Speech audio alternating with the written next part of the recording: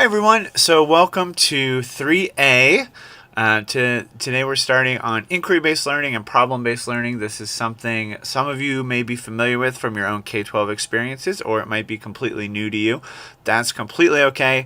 We'll dig into sort of what this pedagogical approach looks like, and we'll also be talking about how technology fits into the picture as well. And by the end of the next few modules, you'll be creating an inquiry-based website that will sort of walk students through a inquiry lesson or a problem-based lesson. We'll use the term web quest to call that because it's sort of like a journey through a lesson that students would complete from your website. Like I mentioned in the announcements, if you want to work with another person for that project, that's totally fine. If there's someone you've met virtually through the discussions or someone you might know, then you want to partner up, that's great, as long as they're in the same area, elementary or same subject area, something like that. So if you do want to partner up with someone, please decide that by next Monday the 28th, and then make sure to just let me know if you are partnering up with someone. But this week, you will be getting started on this. For 3A, we'll just be doing a brainstorming activity, so you don't need to worry about all the details of it yet, but just follow along with what's in the module for this week. But first, just for our overview, we're going to talk a little bit about problem-based learning, inquiry-based learning. Your class prep will provide you with some more concrete examples. There's an elementary video and a secondary video. Please make sure to watch them both because they're both good examples that relate to both subject areas as well. And then there's an article to read also. But let's just start. What is inquiry-based learning? What is problem-based learning? We'll be using these terms kind of interchangeably. Some folks have very distinct sort of similarities and differences between the two, but we're going to just use them all to mean the same thing. So if you see inquiry-based learning, if you see problem-based learning, we're talking about the same thing here. But let's start with a short video that I think is a helpful way to introduce this topic. Problem-based learning. If you're watching this video, you're probably here to learn more about problem-based learning. However, before we take a look at problem-based learning, let's begin our conversation by taking a brief look at a more traditional classroom. In the classroom that many of us are familiar with, an instructor, often standing in the front of the class, presents the learners with information. Or in other words, the instructor teaches the students how to solve a problem. In this scenario, the learners are expected to listen attentively and remember everything that they're told.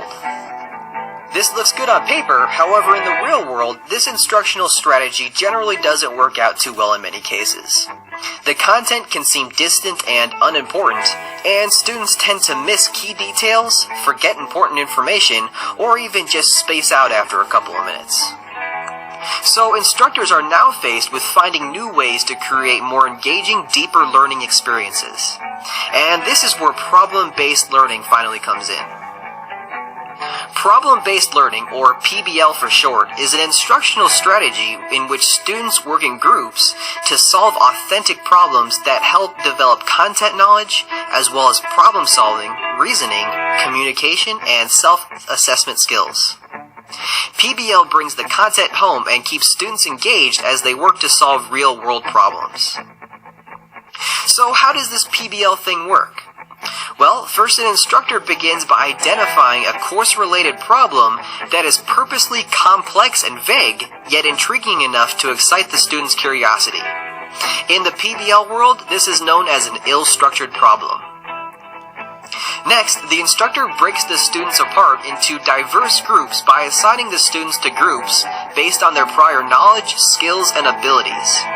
Diversity is a key factor in building teams which achieve more successful team dynamics and learning outcomes.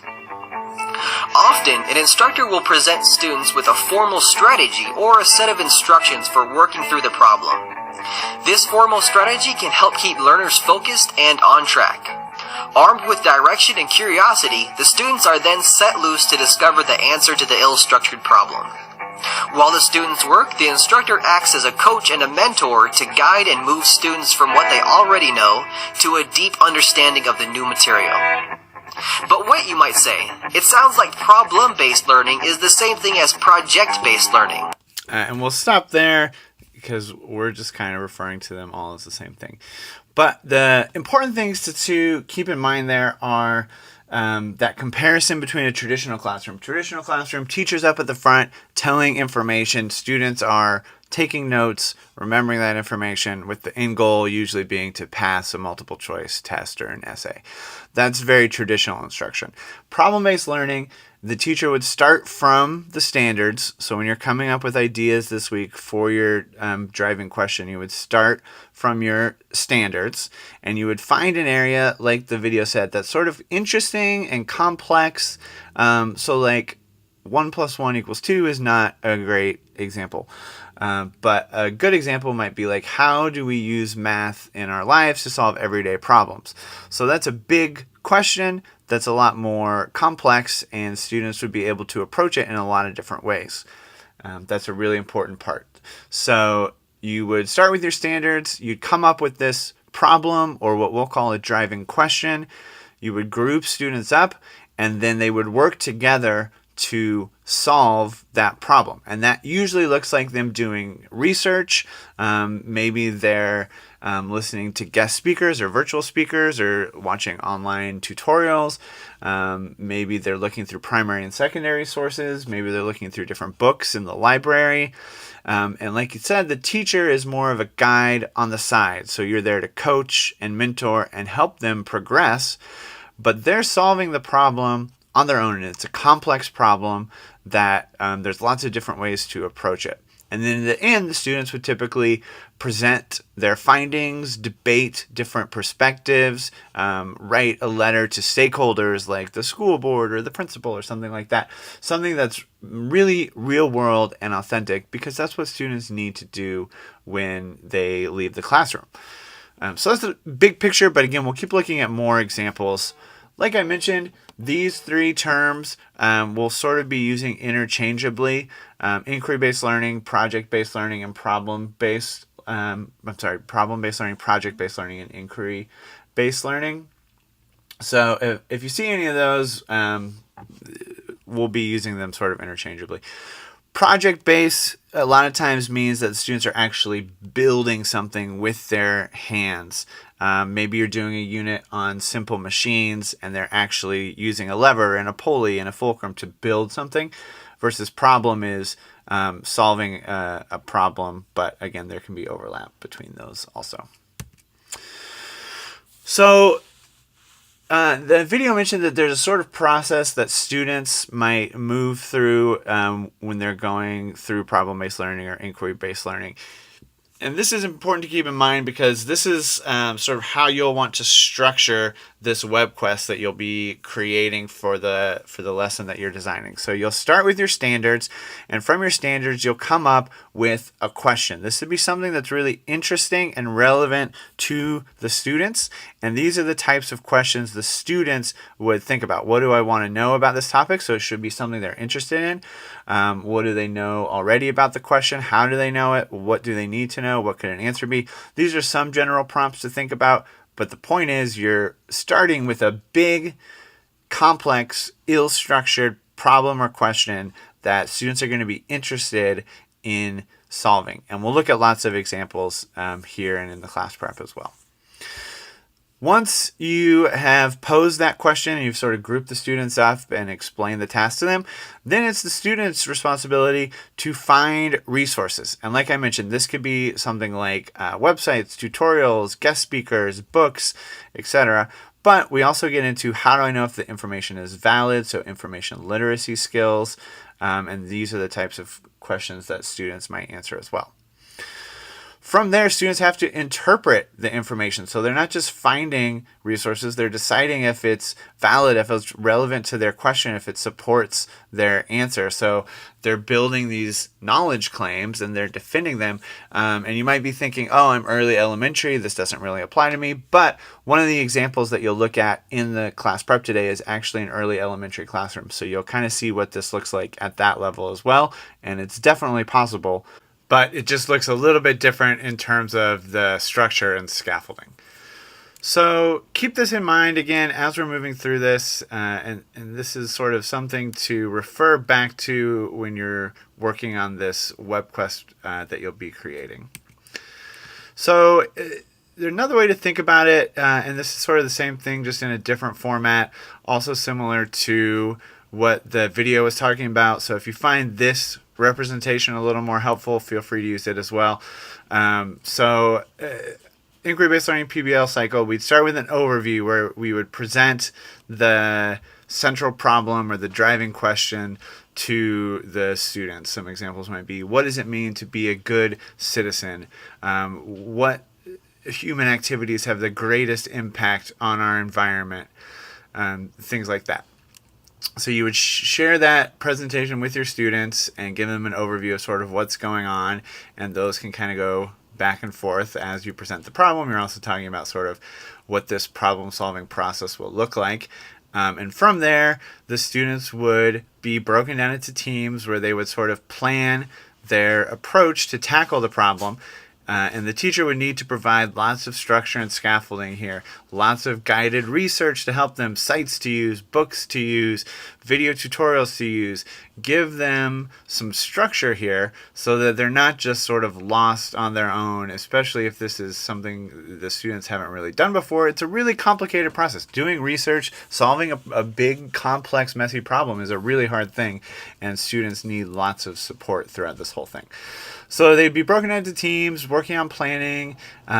Teachers can add in sort of mini lectures as needed. If there's a short topic that you want to jump in for 10 minutes one day and share some ideas with the students, you can definitely do that. That's no problem. And then throughout all that, the students are also collaborating and working on solving this problem.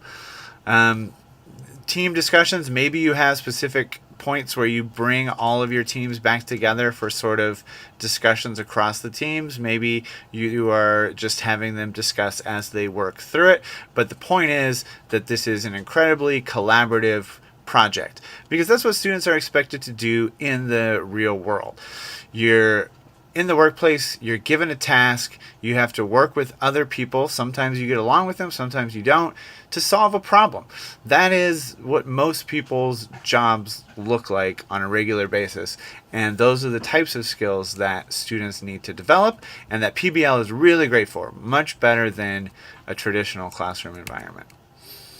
From there, then the student groups work to prepare their final product, their final project, their final solution, whatever it might be, a debate, a presentation, a video, a website, whatever they're creating that demonstrates their solution to the problem, but also their evidence. That's a big part, that they're using evidence to back up what their solution is.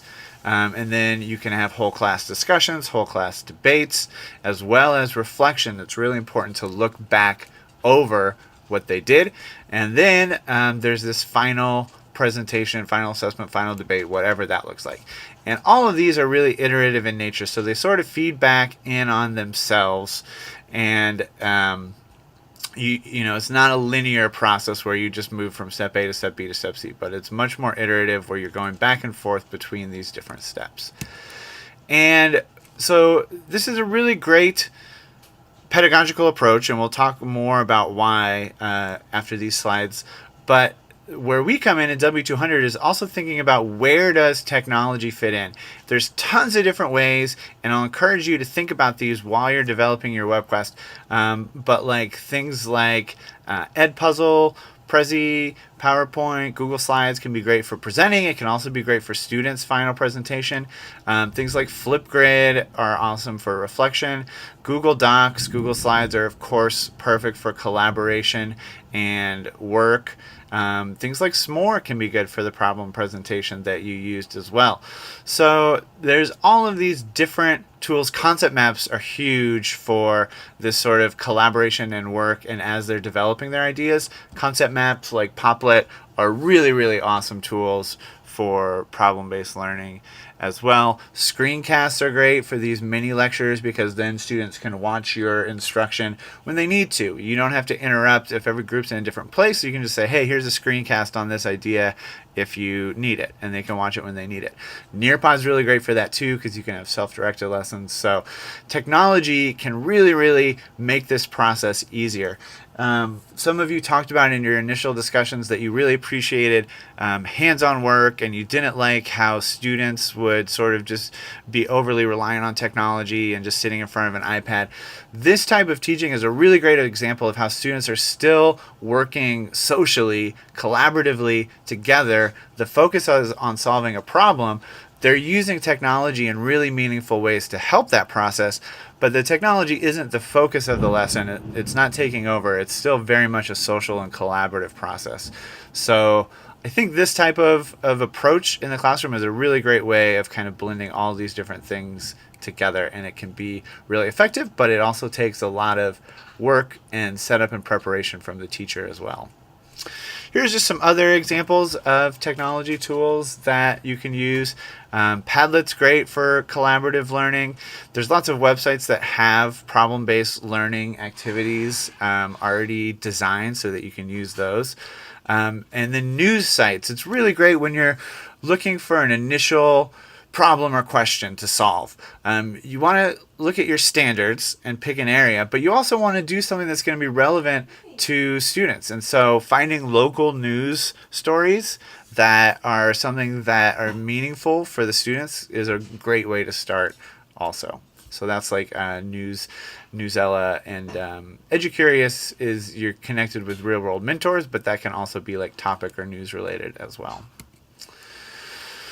So you'll learn a little bit more about this in the class prep, but just again to sort of break down what are the things that you should be focused on when you're thinking about PBL. Make sure to start with this authentic, complex, ill-structured problem, something that students are going to be interested in, but that doesn't just have one right solution. There should be many ways to approach this question or problem that students are trying to solve. You should have authentic assessment. So this does not look like a multiple choice test. What this looks like is students giving presentations, having debates, supporting arguments that they've created, writing letters to Congress people, things like that. Giving a presentation to like at a zoo or to like real people in local organizations. Things like that are awesome examples. There should be student collaboration and team learning. And then this is the teacher part that's huge. Expert facilitation and scaffolding. I've been using this term scaffolding a lot. If you're not familiar with it, it's another way to say support. It's the materials and support that you have for students so that they can lean on that support when they need to. So maybe this looks like a collection of websites that you give them to help guide their research. Maybe it's a guided research packet. Maybe it's the web quest that you're going to be building over the next few modules, and that is a perfect example of what scaffolding could look like also. So just to break down sort of the difference between a typical traditional classroom and a problem-based classroom. Traditional classes might ask you to apply concepts or explain concepts or list concepts, represent your knowledge in some way. By completing a worksheet, by writing an essay. That's a very traditional classroom.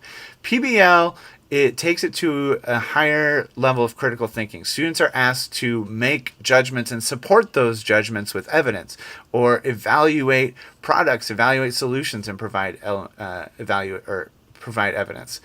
They're also being asked to design, to build, to test, to solve those types of more complex things. And sometimes this can look like, you don't need to like memorize these different terms or anything, but sometimes it can look like design problems where they're creating something. Sometimes it looks like more dilemma problems where they're arguing for different sides. So an example of a dilemma problem might be, what would be the next course of action for whatever? What do we recommend for this situation? What laws or guidelines or policies should govern? And this is usually focusing on skills like reasoning, argumentation, ethical decision making, and those types of skills. So one example might be for biology, when should we use personal genetic information to make decisions? And you could get into things like, is it ethical for insurance companies to ask for your DNA before they give you an insurance rate to see if you are more likely to develop certain diseases later on in your life? Things like that. Or should we allow people to run for office without getting their genetic information to see if they're more likely to develop certain diseases over time? It's a whole range of ethical issues when we start asking if companies and organizations should be allowed access to our genetic information. So really good question that's complex, lots of different solutions that students can come up with. Connects to biology standards, but it also connects to English language arts standards because they're having to be doing research and writing. It connects to social studies standards as well because you could be looking at how this could affect policy and laws and things like that. So tons of different connections to different areas. A design problem might be develop a thing that makes a difference when, design a thing to reduce occurrences of, propose two ideas for. So an example would be, what is a kitchen solution for the needs of elderly individuals with arthritis? So elderly individuals with arthritis might have more difficulty opening cabinets or drawers, reaching higher heights. They've got mobility challenges potentially.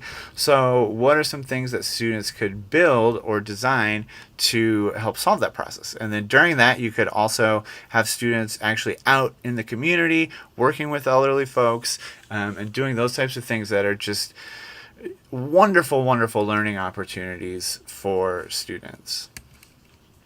So we've kind of hit on all of this throughout, but just big picture, why would this even matter? Why make the switch to something like problem-based learning instead of traditional learning? In general, it helps develop higher order thinking skills that our students are going to need. You saw this in the Shift Happens video in week 1. Technology is becoming more of a part of our everyday lives, but more than that, problem solving. The jobs that required no problem solving are disappearing. They're being replaced by automation and by robots. Students aren't going to go into a career and be asked to sit at a desk and do some sort of monotonous task over and over and over because those jobs just won't exist anymore.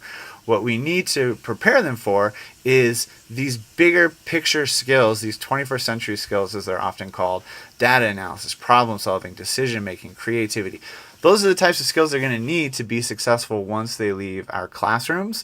And problem-based learning, these types of strategies are really, really helpful for building those types of skills. Much, much more so than traditional learning of just listening to a lecture and then regurgitating information. So that's the central reason for why these types of approaches are so beneficial. And like I mentioned a few slides back, technology can really facilitate that process. So through inquiry-based learning, problem-based learning, we're driving learning. Students are learning new skills, thinking. Students are identifying problems and solutions, creativity. They're coming up with novel ideas and novel solutions that didn't exist before.